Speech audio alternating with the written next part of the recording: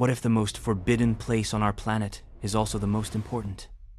What if the greatest secret in human history isn't buried in the sands of Egypt, but is instead locked beneath 3 miles of solid ice?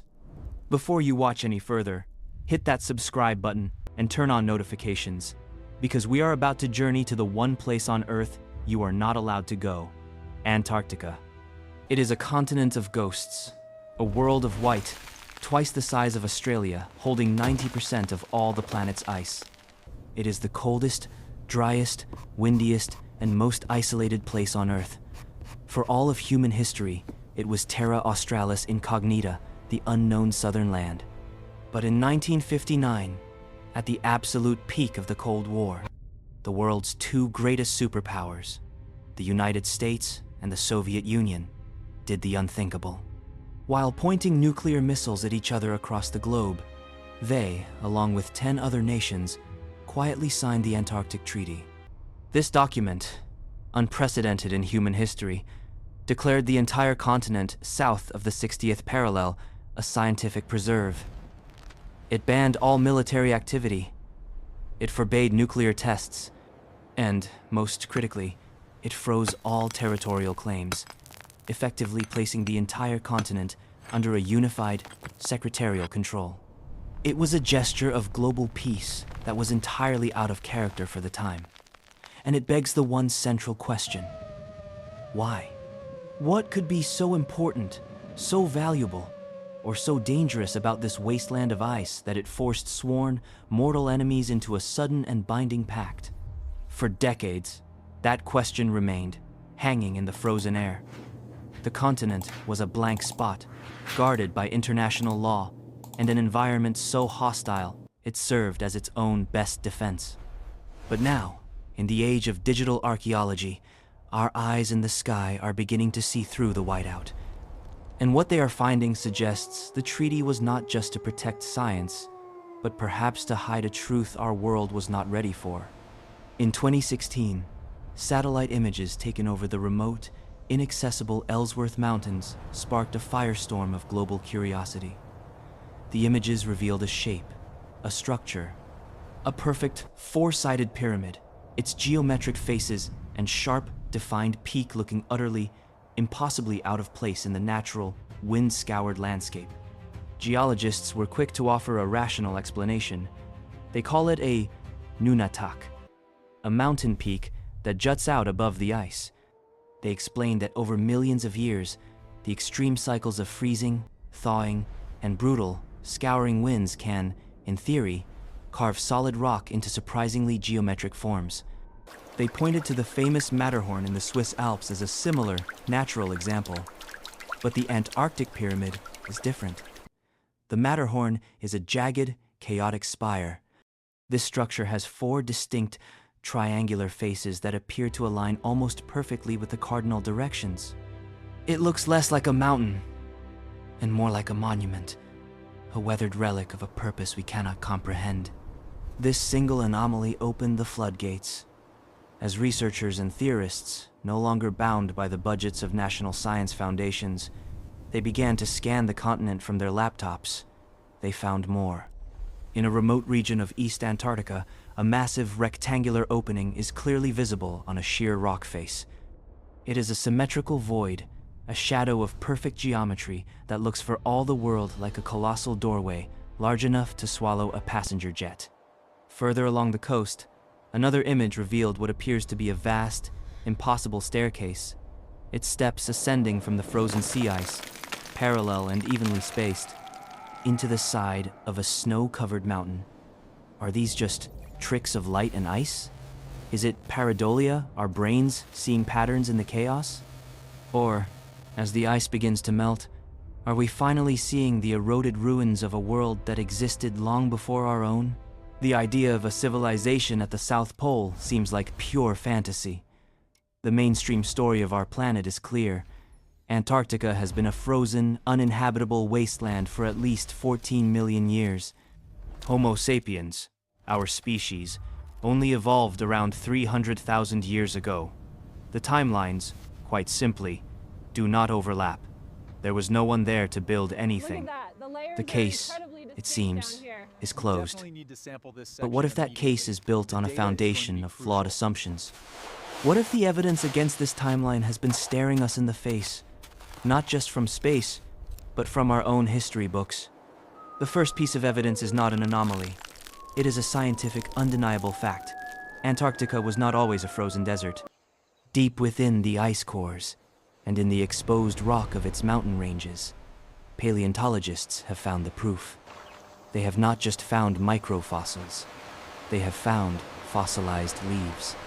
They have found ancient pollen from flowering plants.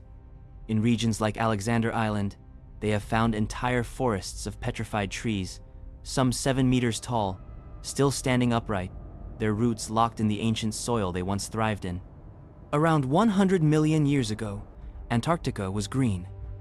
It was a temperate, lush world of vast rainforests and meandering rivers, where summer temperatures reached 21 degrees Celsius. It was alive.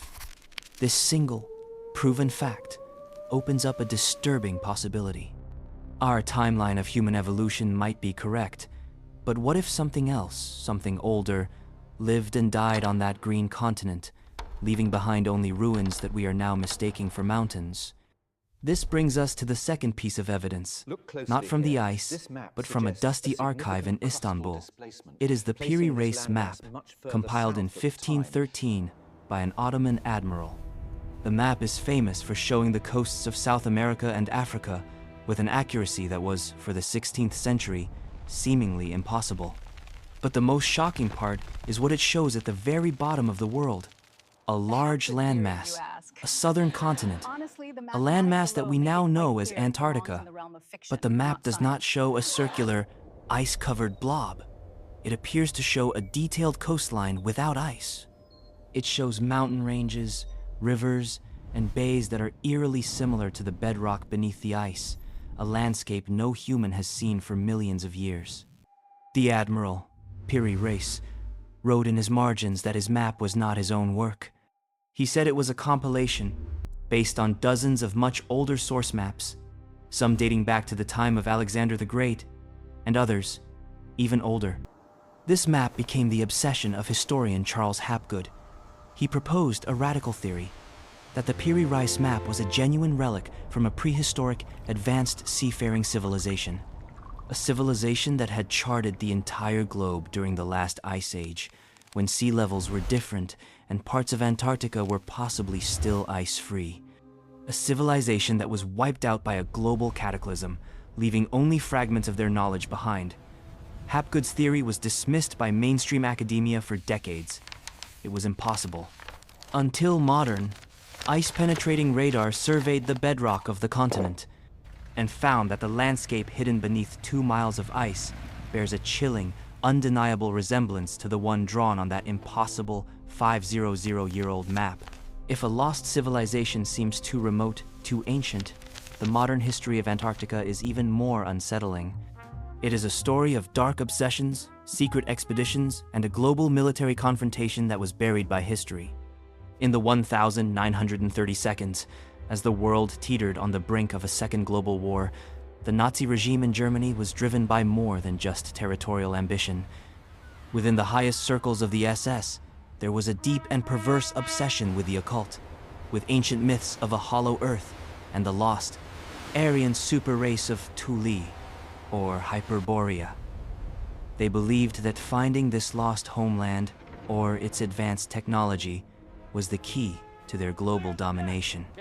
And they believed the entrance to it lay hidden in Antarctica. In 1938, just months before the invasion of Poland, Nazi Germany launched a massive, top-secret expedition to the frozen continent. On the surface, the mission of the Neuschwabenland was purely economic, to scout for a whaling station to secure Germany's supply of industrial fat. But this was a military operation in disguise. The Schwabenland was a catapult ship, launching 2 massive Dornier Wall seaplanes. For weeks, these planes flew non-stop, crisscrossing a vast, unclaimed territory of the continent. They photographed over 600,000 square kilometers, and in a brazen act of territorial claim, they dropped thousands of aluminum darts, embossed with the swastika, onto the ice below. They named this new territory Neuschwabenland. The expedition returned to Hamburg in 1939. Soon, the war began, and the Neuschwabenland expedition was seemingly forgotten, its scientific records lost or hidden. But in the shadows of the intelligence community, the whispers had already begun. What was the real purpose of the mission? Rumors began to circulate of Base 211, a secret redoubt, a last sanctuary for the Nazi elite, built deep within the ice. The rumors claimed the pilots had discovered a vast, geothermally heated oasis, a network of ice-free caves and warm water lakes, the perfect place to build a hidden, self-sustaining fortress. A place where Germany's most brilliant scientists could continue their work on Wunderwaffen, or wonder weapons, far from the reach of Allied bombs. For years, this story remained a fringe conspiracy, a piece of wartime fantasy. And then, the war ended. On May 8th, 1945, Germany offered its unconditional surrender. The conflict in Europe was over. But 2 months later, in July 1945, a high-tech German U-boat, U-530, suddenly surfaced off the coast of Argentina and surrendered to the local navy. A month after that, another, U-977, did the same. These were not rogue boats. They were advanced, long-range submarines. Their crews had erased their logs. They offered vague, contradictory stories about where they had been for the 2.5 months after the war had ended. The rumors exploded. They hadn't been hiding. They had been on a final, critical mission. They had been to Base 211. They had delivered cargo. But what? Gold? Top secret documents? Or was it personnel? High-ranking SS officials, or perhaps, as the wildest theories claim, even Hitler himself, delivered to a new Antarctic Reich. The mysterious surrender of the Nazi U-boats in Argentina did not go unnoticed. The Allied High Command was deeply alarmed. The war was over, but a new, cold one was just beginning. The reports from the U-boat crews, combined with captured German documents about Neuschwabenland and their advanced weapons programs, painted a terrifying picture. What if they had succeeded? What if a rogue, high-tech Nazi contingent was now entrenched in a fortress at the bottom of the world, beyond the reach of conventional forces?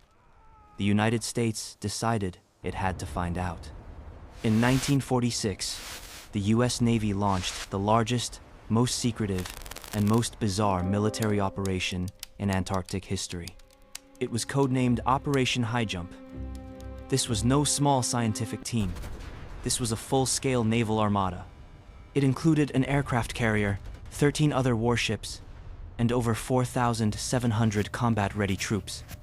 The man chosen to lead this force was the most famous polar explorer in the world, Admiral Richard E. Byrd. The official public story was that this was a training exercise, a mission to test men and equipment in extreme cold weather conditions. The fleet was fully supplied for an 8-month deployment. They arrived at the ice in December 1946. They abruptly aborted the mission and fled back to America only 8 weeks later, in February 1947. The official records are sealed. The mission was shrouded in secrecy. What happened? Reports from the few journalists allowed to accompany the fleet told a strange story. They spoke of heavy losses of aircraft, though the official tally was only one fatal crash. More alarmingly, newspapers in Chile, the fleet's first port of call on its return, ran sensational headlines. They quoted sailors from the fleet who claimed they had not been testing equipment.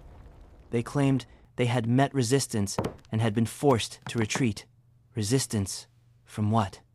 This is where the story of Operation Highjump plunges into the abyss of legend. Years later, a document began to circulate, claiming to be the secret diary of Admiral Byrd himself, written during a solo flight over the pole. The diary tells a story that is utterly impossible. It describes Byrd flying over the ice when his instruments suddenly failed. He was surrounded by bizarre, disc-shaped aircraft, marked with a symbol resembling a swastika. He was guided by an unknown force to land in a hidden, temperate valley, a green oasis in the ice. There, the diary claims. He was taken into a glittering, subterranean city called Agartha. He was met by an advanced, tall, blonde race who warned him that humanity's new atomic weapons were a threat to the planet. They had been watching us. After delivering their message, they guided him back to his carrier. This diary is almost certainly a forgery, a 1,960 seconds piece of fantasy written to fill the void of information. And yet, it exists to explain the real questions. Why did a massive naval armada flee the ice? What resistance did they meet? Was it the remnants of the Nazi Base 211, armed with the Wunderwaffen they had perfected? Or did Byrd and his fleet stumble upon something far older? Something that had been there for millennia. Something that was not German, and something that did not appreciate being disturbed. The mystery of Operation Highjump, of what was found and what was lost, remains one of the most protected secrets of the 20th century. While the military and political mysteries of Antarctica played out on the frozen surface, a far older, more alien story was waiting beneath it. The human drama of Nazi bases and secret naval operations is a recent development. But the continent itself harbors a secret world, a primordial realm that has been sealed off from our own for longer than Homo sapiens have existed. This is the world of the subglacial lakes. Decades ago, scientists using radar and seismic data made a discovery that shattered our understanding of the continent. They found that, miles beneath the ice, warmed by the faint geothermal heat of the Earth, and insulated by the crushing pressure of the ice above, there are lakes. Not just puddles, but vast, interconnected bodies of liquid water. The most famous is Lake Vostok, buried nearly 4 kilometers beneath the East Antarctic ice sheet. This single lake is one of the largest on Earth, roughly the size of Lake Ontario. It is a world of total darkness, extreme pressure, and it has been hermetically sealed from our atmosphere, from light, and from life, for at least 15 million years. It is, for all intents and purposes, an alien world on our own planet. For over 2 decades, Russian scientists at Vostok Station engaged in a relentless, obsessive quest to drill through those 4 kilometers of solid ice and be the first to touch this lost world. In 2012, they finally broke through. The water that burst up into the borehole was not sterile. It was alive. It was teeming with a unique, previously unknown ecosystem of bacteria and extremophiles, life forms that had evolved in total isolation for 15 million years. And Vostok is not alone. Over 400 such subglacial lakes have now been identified. A vast, hidden wetland, locked in time. This discovery proved that life could thrive in the most impossible conditions. And perhaps the most visceral, unsettling proof of this is found in the McMurdo Dry Valleys. It is known as Blood Falls. Here, from the front of the pristine white Taylor Glacier, a 5-story waterfall of vivid, scarlet red pours out, staining the ice. It looks, precisely, as if the glacier itself is bleeding. For decades, it was a terrifying, unexplained sight. The scientific explanation, when it finally came, was almost as strange as any myth. The blood is water from a subglacial lake, trapped 5 million years ago. This water is hyper-salty and, critically, has no oxygen, but it is incredibly rich in iron, which it leaches from the bedrock below. For millions of years, this iron-rich water has remained liquid, trapped. But pressure from the glacier forces it out through a fissure. The moment this ancient water hits our atmosphere for the first time, the iron oxidizes, it rusts in an instant, turning a deep, disturbing red. But the story doesn't end there. Scientists analyzing the water of Blood Falls found that this dark, airless, iron-rich brine is also alive. It hosts a complex ecosystem of microbes that have evolved to survive by breathing sulfur and iron instead of oxygen. It is a blueprint for how life could exist on icy worlds like Jupiter's moon Europa. If the ice can hide living ecosystems that breathe iron, what other larger things can it hide? This is where the scientific anomalies end and the truly unsettling legends begin. The waters around Antarctica are some of the most dangerous and least explored on the planet, and those who sail them have reported things that do not fit into any scientific textbook. The most persistent modern legend is that of the Ningen, a creature reportedly sighted on multiple occasions by Japanese research vessels and whaling ships. The name means human in Japanese. Witnesses describe it as a massive, pale, white, and disturbingly humanoid being, up to 30 meters in length.